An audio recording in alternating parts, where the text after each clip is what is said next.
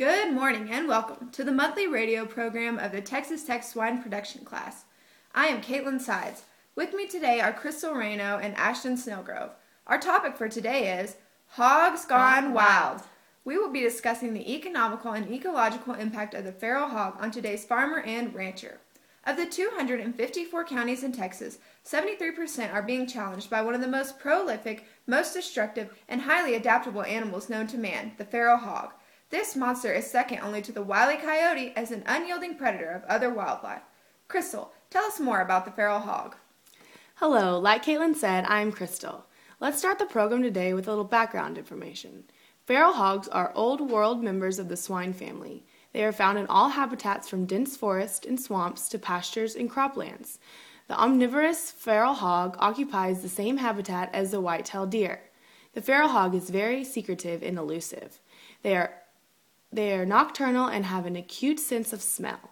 Only the white-tailed deer surpasses the population of the feral hog in Texas. Now that we have some background information on the wild hog, let's ask Ashton to discuss the economical impact of the hog on the farmers. Thank you, Crystal. Economical damage to the farmer can be summed into one word: shocking. The feral hog has been blamed for a production loss of $40,000 on a single peanut crop. The hogs are also responsible for a tremendous amount of loss to corn farmers.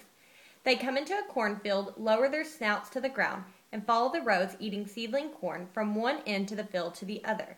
Sometimes these small bulldozers don't eat the crop, but just from their presence, the crop is trampled and rooted up. Or the wallows that they make are so big that the harvesters have difficulty attempting to cut what is left of the crop.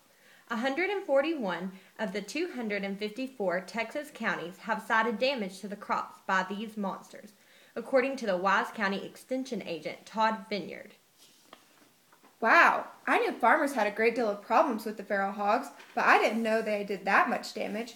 I do know, however, that ranchers have cited several problems with them as well. Some people don't realize this, but feral hogs are predatory animals. These ruthless assassins can devastate a lamb or kid crop. The rancher's biggest problem is that most of the time, nothing is left behind to prove that the hogs slayed the newborns. You see, the hogs eat the entire body, meat, hide, and bone, leaving no trace that the animal was ever born. The older sheep and goats are also susceptible to the ravaging hogs. There are hundreds of cases of this predation. One such case in Texas cites a loss of 1,243 head of sheep and goats, estimated at a value of $63,000. Unbelievable. That is a lot of money. No wonder the farmers and ranchers despise the feral hog. In just 2 cases, the feral hog can be linked to over $100,000 worth of loss to agriculture producers.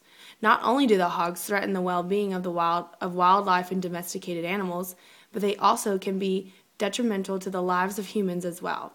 There have been many cases of these creatures being struck by vehicles on Texas highways.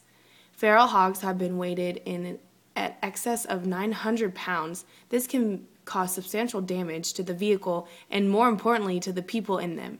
Hitting one of the hogs in a vehicle is like hitting a brick wall. You're right, Crystal. Well, we have discussed the economic impact of the feral hog, but aren't we forgetting something? I think I know where you're going with this, Ashton. You are talking about the money that farmers and ranchers can make off of the wild hogs. There is one positive attribute to the animals that cause so much turmoil, and that is the prospect of opening up your farm and ranch to people who want to hunt the wild hog. Hog hunts have become very instrumental to subsidizing the income of farmers and ranchers. Since there is no season on the hogs, they can be hunted year-round. This becomes positive for the landowner. National Fish and Wildlife Game Warden Chris Dowdy stated that hog hunts can cost from $25 up to $1,000 a gun. That's correct, Crystal. There are quite a few hunters who would like to mount a full-grown boar on their wall. The bigger the tusk, the better.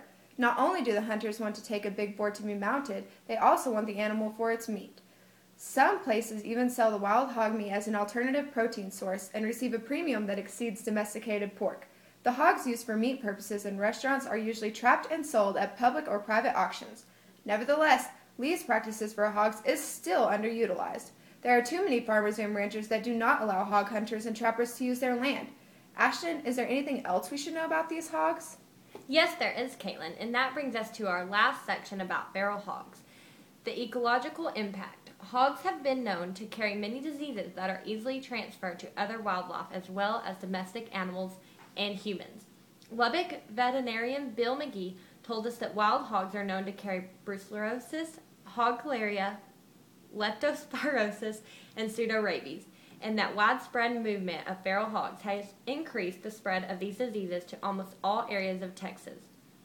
An example of how diseases spread would be by hogs contaminating watering holes by urinating in them. If a hog has leptospirosis, it can be transmitted through the urine, therefore jeopardizing any and all animals associated with infected watering hole. Aside from disease, the wild hog's presence also lowers the numbers of other wildlife such as deer, quail, and turkey. Like we said, hogs are predatory. They eat fawns and the eggs of the quail and turkey. Even if the hogs don't eat the eggs of these game birds, they root through the nest and scare off the hens. These actions can disrupt the normal ecological balance of nature and cause property losses to the landowner again. What about swine flu? I heard people can get sick from eating pork. I'm glad you asked that question because there has been many fictitious claims about the H1N1 virus that was unfortunately labeled the swine flu. According to the USDA reports, the virus was only documented in one domestic herd of swine in Minnesota. And even though there were human fatalities right there in our area, there has been no documented cases of humans catching the virus from feral hogs or through eating domestic pork. Amazing! What an interesting and devastating creature. Wild hogs are everywhere. They cause damages to crops and are responsible for contamination and predation of livestock and wildlife. They threaten the ecological balance of the environment as well. The feral hog is prolific, adaptable, and above all, a nuisance.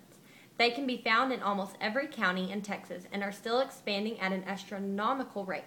That leaves us with only one conclusion that can be made. There are two kinds of landowners in Texas, those with feral hogs and those who are about to get feral hogs.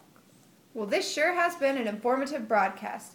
Thanks again for tuning in, and be sure and join us next month when we will discuss the effects of quality counts testing on the livestock industry. This is Caitlin Sides, Crystal Reno, and Ashton Snowgrove saying so long and watch out for Hogs Gone Wild.